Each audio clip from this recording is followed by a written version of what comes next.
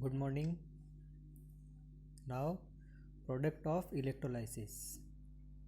Clear? Electrolysis में कौन कौन से प्रोडक्ट हमारे को मिलते हैं ये हमारे को यहाँ पर स्टडी करना है। ये डिपेंड करेगा कि आपने किस नेचर का इलेक्ट्रोड ले रखा है और क्या मटेरियल आप यूज़ में ले रहे हो।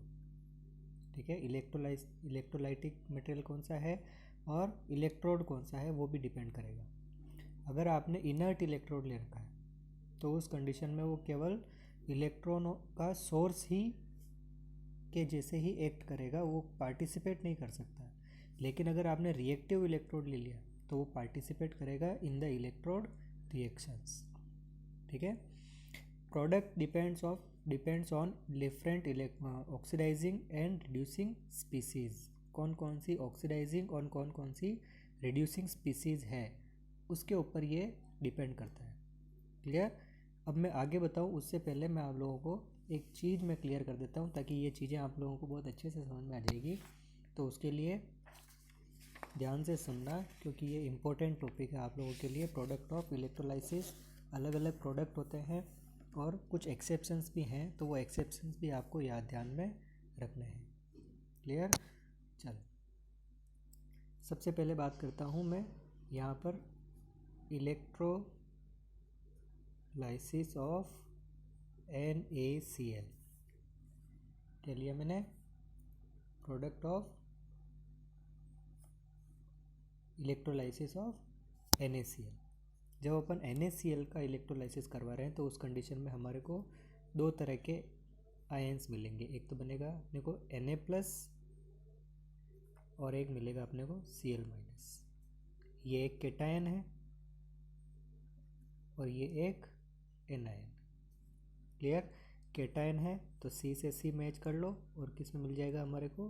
कैथोड के ऊपर। एनायन है तो एनायन A से A मैच कर लो और किसके ऊपर मिल जाएगा अपने को? एनोड के ऊपर। सिंपल है, कोई दिक्कत नहीं।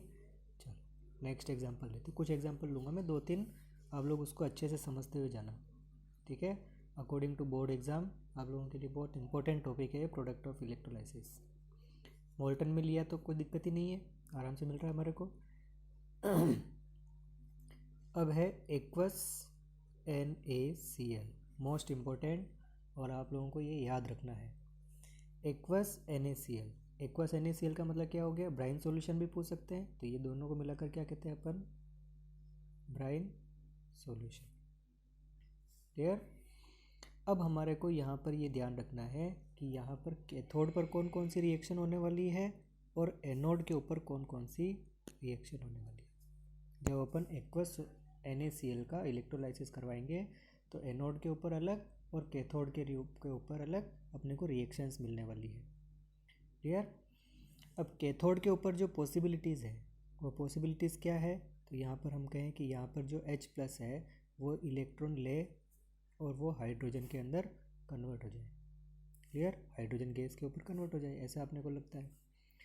एक क्या पॉसिबिलिटी हो सकती है? Na+ प्लस इलेक्ट्रॉन और ये Na, एक ये रिएक्शन हो सकती है।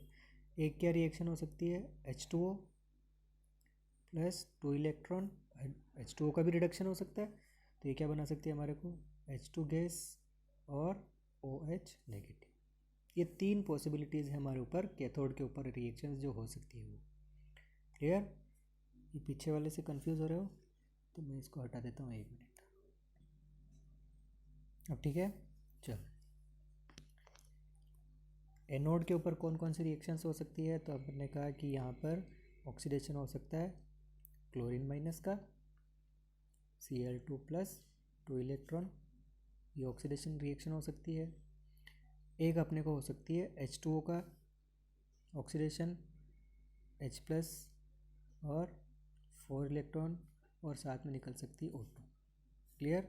एक और हो सकती है यहाँ पर OH नेगेटिव और ये दे सकती है हमारे को ऑक्सीजन 2 इलेक्ट्रॉन और H+, ये ऑक्सीजन इसको किया 2, तो यहाँ पर भी करना पड़ेगा अपने को 4।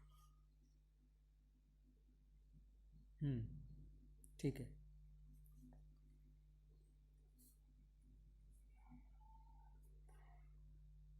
Four electron.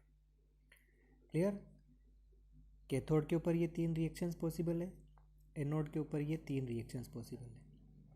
अब 11th क्लास में हम लोगों ने देखा कि जब इसका आयनाइजेशन होगा H2O का, तो H2O के आयनाइजेशन से हमारे को मिलता है एक तो H प्लस और एक मिलता है हमारे को OH माइनस। दोनों बराबर बराबर कंसंट्रेशन में मिलेंगे। और इसकी कंसंट्रेशन कितनी लेते थे अपन वहाँ पर 10⁻⁻⁷। अभी 10⁻⁻⁷ यानी कि बहुत कम कंसंट्रेशन हो गई। इसका मतलब आयोनाइजेशन अगर इसका होगा तो प्रोडक्ट की फॉर्म में हमारे को OH माइनस का ऑक्सीडेशन और H प्लस का रिडक्शन ये पॉसिबल नहीं है। क्यों? क्योंकि इसकी कंसंट्रेशन कितनी हो गई 10⁻⁷ बहुत ज़्यादा कम। तो ये रिएक्शन पॉसिबल नहीं, ये रिएक्शन पॉसिबल नहीं। अब अपने पास दो ही ऑप्शन बच गए, कैथोड के ऊपर ये दोनों और एनोड के ऊपर ये दोनों। क्लियर? अब इससे अपन आगे बढ़ें उससे पहले आप लोगों को इलेक्ट्रोकेमिकल सीरीज़ ध्यान में रखनी पड़ेगी।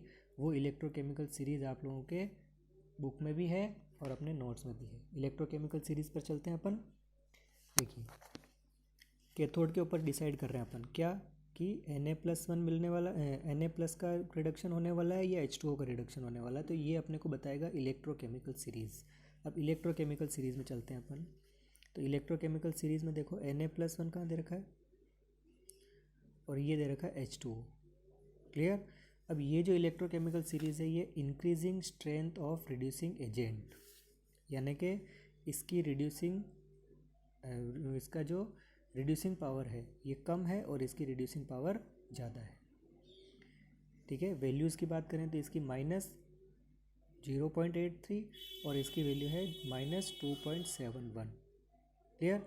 हम पहले भी पढ़े थे अब एक बार, और उसमें बताया था मैंने आप लोगों को कि जिसका रिडक्शन पोटेंशियल ज़्यादा है वो हमारे को कैथोड के ऊपर मिलेगा। पुराने वीडियोस में देखना, मैंने एक जगह कह रखा कहीं कि जिसका रिडक्शन पोटेंशियल ज़्यादा होगा वो हमारे को कैथोड के ऊपर मिलेगा। अभी रिडक्शन पोटेंशियल किसका ज़्यादा हो गया? तो -2.87 ज़्यादा या ये अपना -8.31 ज़्यादा, 83 ज़्यादा। तो क्या कहेंगे अपन? H2O पॉसिबल है तो अपन कहेंगे कि ये रिएक्शन होगी और ये रिएक्शन नहीं होगी। ये किसके अकॉर्डिंग सेट किया? According to higher reduction potential, according to higher reduction potential. याद रह जाएगी बात। तो हमने क्या कहा? इसका रिडक्शन पोटेंशियल ज़्यादा है तो ये रिएक्शन पहले होगी और ये रिडक्शन पोटेंशियल